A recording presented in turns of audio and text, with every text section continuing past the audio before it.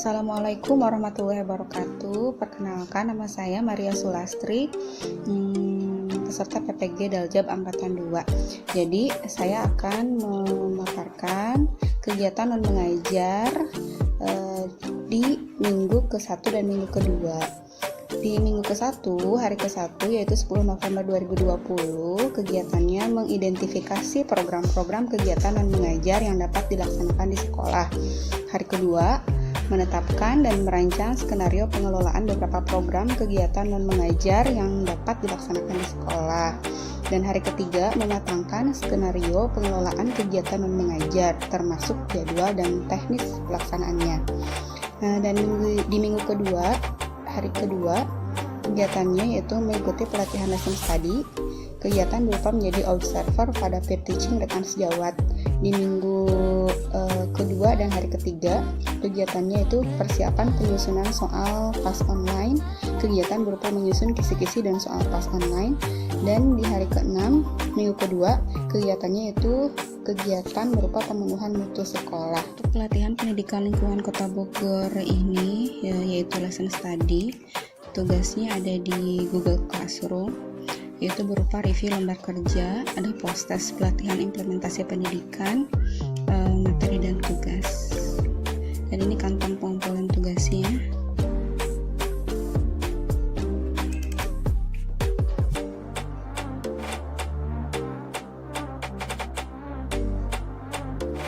Kebetulan saya ada di kelompok D. Dan untuk persiapan penilaian akhir semester atau penilaian akhir semester online, ini ada di Google Form berupa PAS online Desember. Kemarin kita sudah mengumpulkan dan menyusun kisi-kisi dan soal PAS online. Dan untuk pemenuhan mutu internal atau SPMI itu dilakukan secara online. Ini ada rekan sejawat saya, Bu Risma, sedang mengisi online kuesioner tentang pemenuhan mutu untuk sekolah. Seperti ini.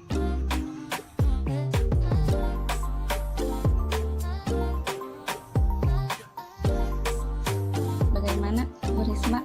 Lancar? Alhamdulillah lancar. Untuk pengisian kuesioner PMP ini, tujuan pengisiannya yaitu misal A kompetensi lulusan, B isi pendidikan. Ini adalah salah satu perangkat instrumen pemetaan mutu tingkat sekolah dasar. Dan yang ini contoh pengisian untuk guru. Identitas contohnya Maria Sulastri, tanggal lahir, status kepegawaian, mulai tahun tugas, mata pelajaran atau maksudnya kelas yang diampu. Sini aja ada kinerja sebagai guru juga. Sini diisi kuesioner pemetaan mutu Kementerian Pendidikan dan Kebudayaan, Direktorat Jenderal Pendidikan Anak Usia Dini, Pendidikan Dasar dan Pendidikan Menengah. Contohnya misalkan kompetensi lulusan, gambaran perilaku beriman dan bertakwa kepada Tuhan yang diamalkan siswa Anda. Apakah satu lihat untuk memberikan responnya berdasarkan pengalaman dan kondisi real dengan memilih angka 1 sampai 7. Jadi 1 itu artinya tidak dilakukan sama sekali. Untuk angka ke sebelah sana 5, 6, 7 berarti itu sudah dilakukan. Saya dalam ikut serta pelatihan lesson study, yaitu mengobservasi teman, dan kegiatan saya ini juga membuat lembar kerja. Dan ini hasil refleksinya akan saya paparkan sedikit.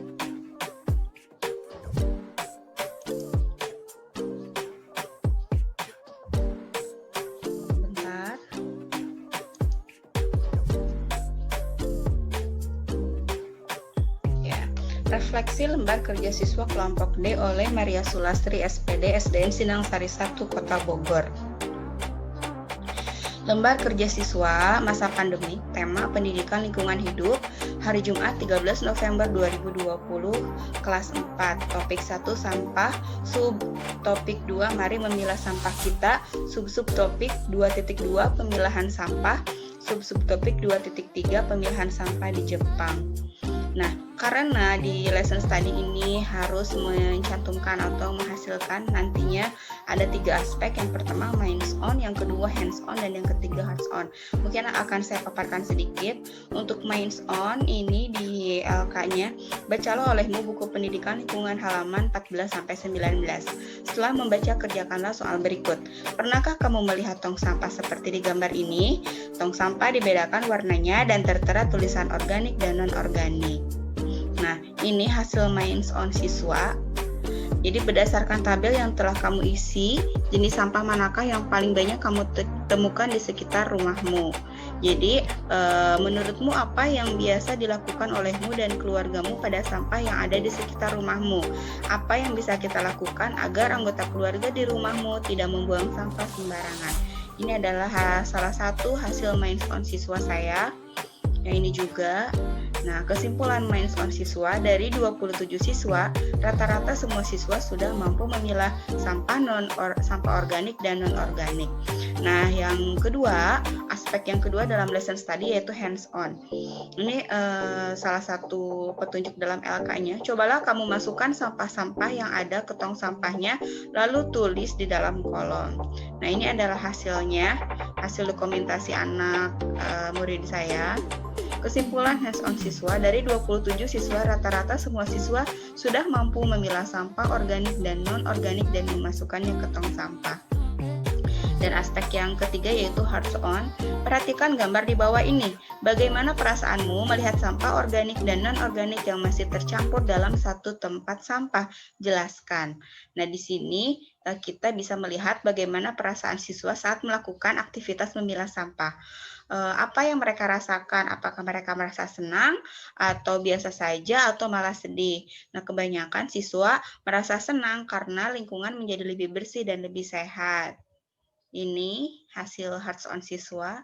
Nah, kesimpulan hearts on siswa, dari 27 siswa, rata-rata semua siswa merasakan senang saat mereka memilah sampah organik dan non-organik dan memasukkannya ke tong sampah.